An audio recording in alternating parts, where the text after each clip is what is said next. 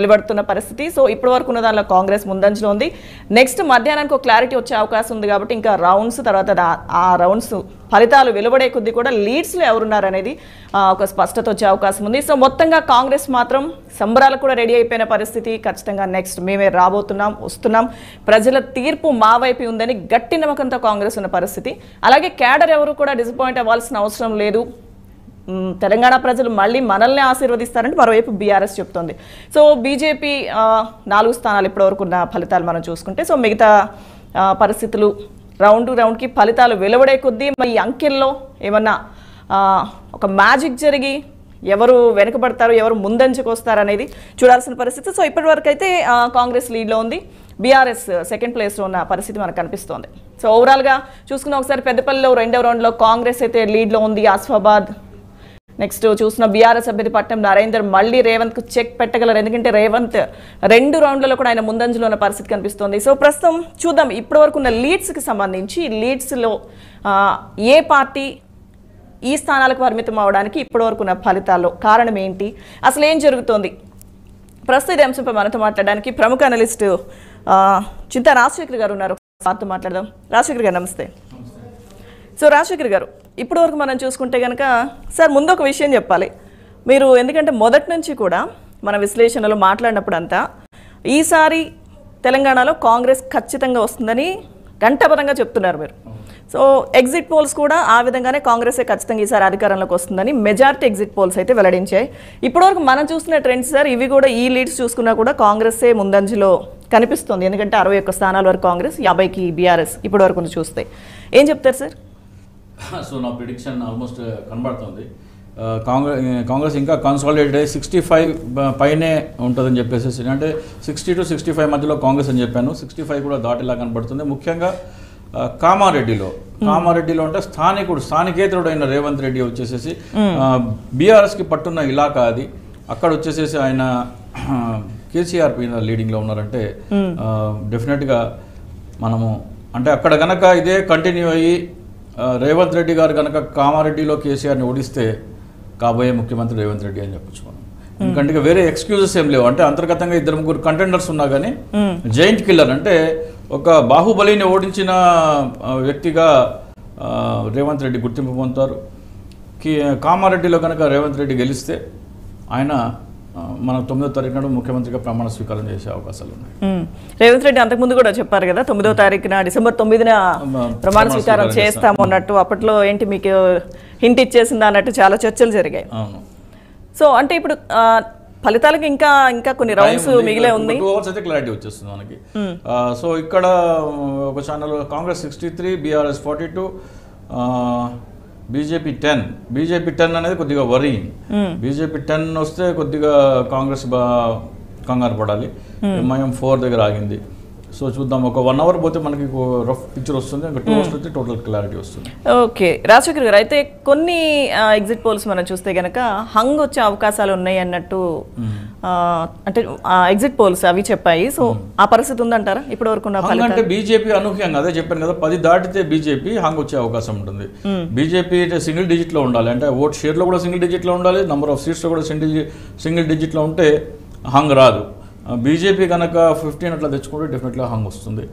So BJP vote share కూడా 15% చేరుకుంటే hung వచ్చే అవకాశం ఉంది. సో అటువంటి ఏదైతే ప్రస్తుతానికి అయితే ట్రెండ్స్ అటువంటి చూపించట్లేదు. BJP came down to 9. So ఇప్పుడు ఎంఐఎం కొద్దిగా 4 అంటే కొద్దిగా క్వశ్చన్ మార్క్. అక్కడ 5 నుంచి 6 వస్తాయి అనుకున్నాం మనం, వాళ్ళు ఆగారు.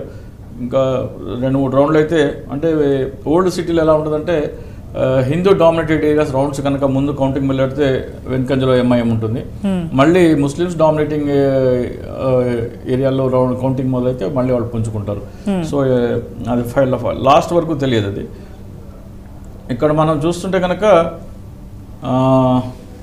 కేసీఆర్ గారు నాకు మరి అది కామారెడ్డిలో రివర్స్ అవుతుంది అనుకున్నాను. కేసీఆర్ వెనుకంజ ఇప్పటికి కూడా మళ్ళీ కామారెడ్డిలో వెనుకంజ ఉంది కేసీఆర్ గారు.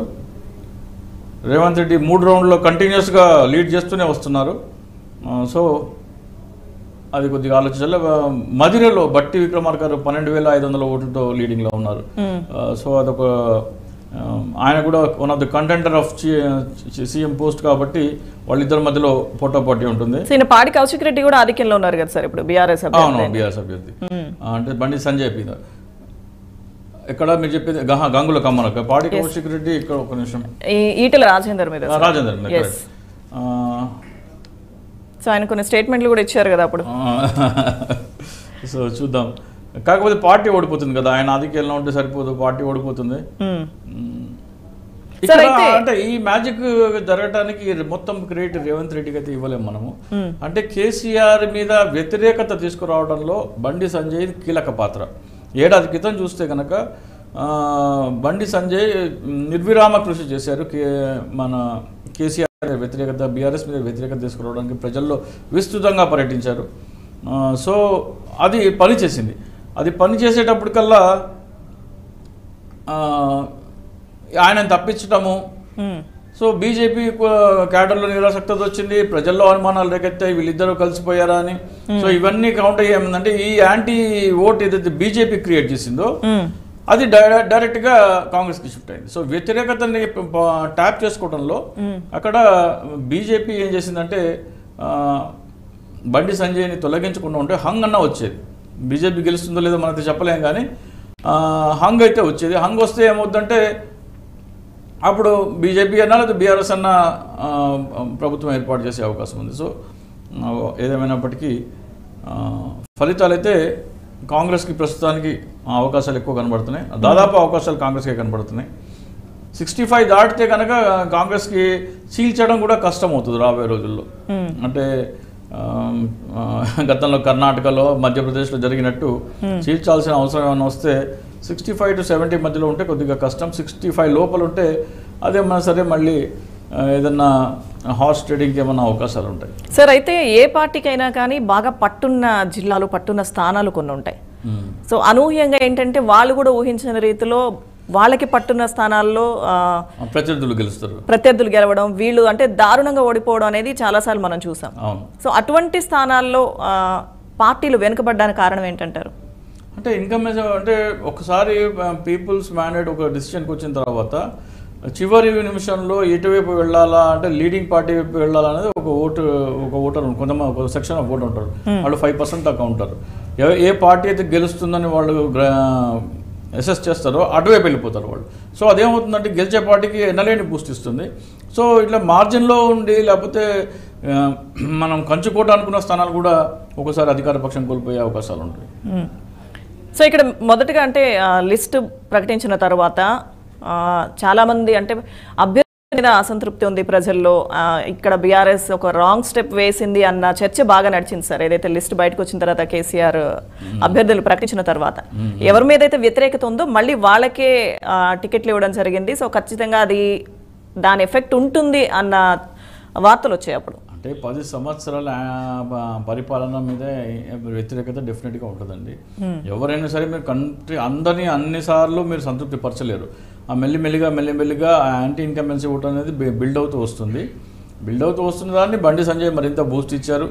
కాకపోతే బండి సంజయ్ వెనక్కి తగ్గడంతో ఆయన క్రియేట్ చేసిన యాంటీ ఇన్కంబెన్సీ ఓటు ఇది కాంగ్రెస్కి షిఫ్ట్ అయింది. సో అక్కడ ఇంకా మరి ముఖ్య విషయం ఏంటంటే తెలుగుదేశం పార్టీ మేము కాంగ్రెస్ని గెలిపిస్తాము అని చెప్తూ వాళ్ళు చాలా వ్యాఖ్యలు చేశారు.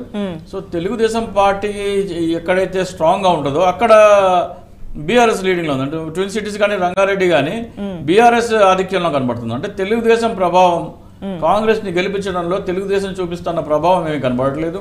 అలాగే బార్డర్ జిల్లాలైన ఖమ్మం కానీ నల్గొండ కానీ ఆ ప్రాంతాల్లో కూడా కాంగ్రెస్ లీడ్లో ఉంది. అంటే తెలుగుదేశం ఎక్కడైతే స్ట్రాంగ్గా ఉందో మేము గెలిపిస్తాము కాంగ్రెస్ అని వాళ్ళు డబ్బా కొట్టుకోవడానికి లేదు, అది కూడా న్యూట్రలైజ్ అయిపోయింది.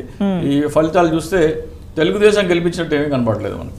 ఓకే సార్, అయితే జనసేన బీజేపీ అంటే నాకు 4 స్థానాల్లో లీడ్లో ఉంది మనం చూస్తున్నాం. అంటే బీజేపీ ఇప్పుడు 6 స్థానాలు లీడ్కి వచ్చింది సార్. బీఆర్ఎస్ 39, కాంగ్రెస్ 63 స్థానాల్లో లీడ్లో ఉంది. ప్రజెంట్ ఉన్న లీడ్స్ మనం చూస్తే ఎంఐఎం 6 స్థానాలకు వచ్చింది సార్, ఇతరులు 1 స్థానంలో ఉన్నారు.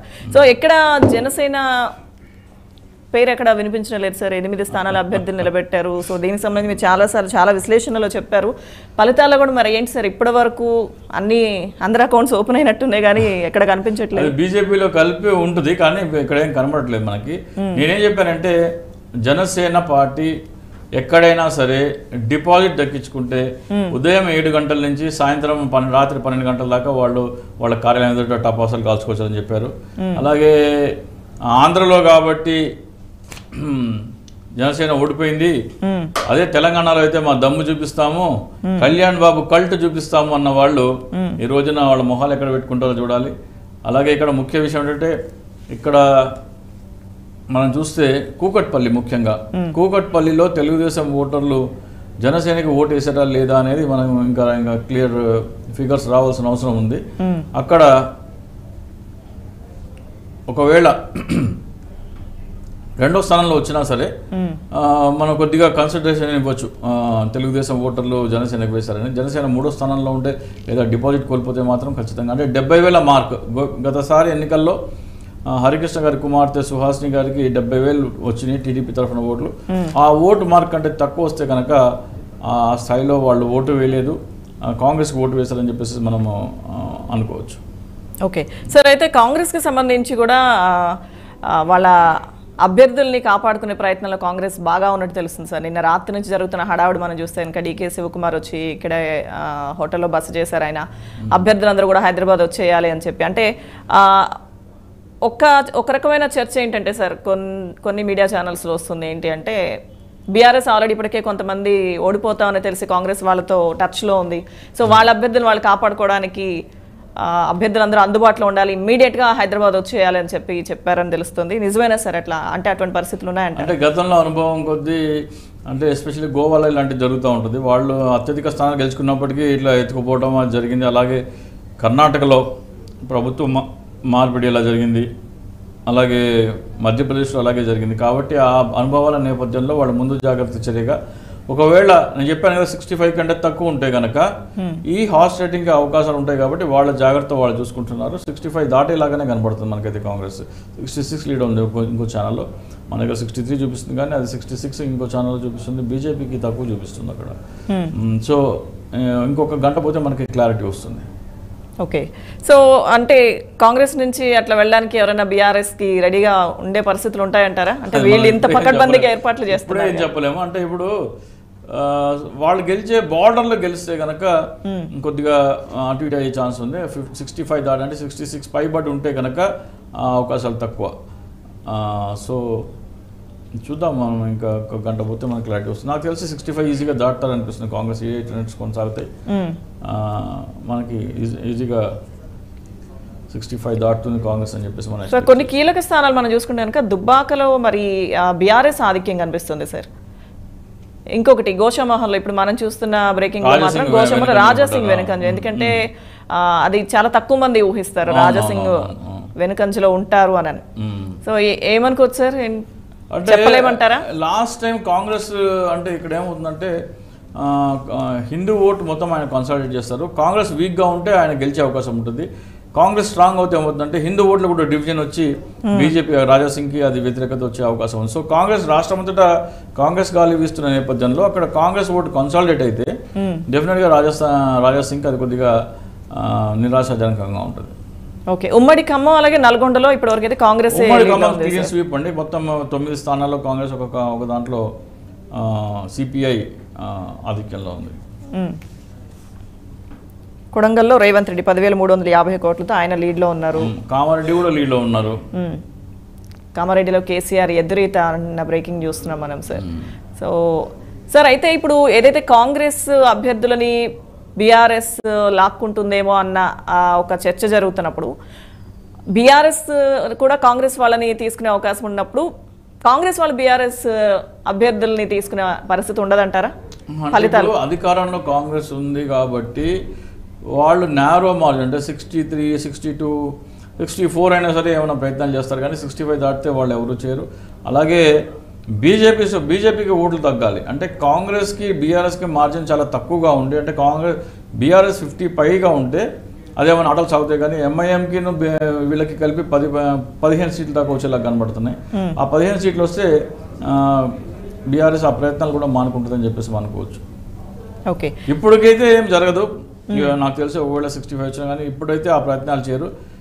గవర్నమెంట్ అయితే ఫామ్ అవనిస్తారు. మంత్రివర్గం ఏర్పాటు దగ్గర నుంచి కొద్దిగా వ్యతిరేకత మనకి కనబడుతూ ఉంటుంది. మెల్లిమెల్లిగా అది విత్ ఇన్ ద పార్టీ అసంతృప్తి పెరిగినప్పుడు మాత్రమే అటువంటి ప్రయత్నాలు చేస్తారు. ఇమ్మీడియట్లీ ఆఫ్టర్ ఎలక్షన్ అయితే అటువంటి ప్రయత్నాలు చేస్తారు.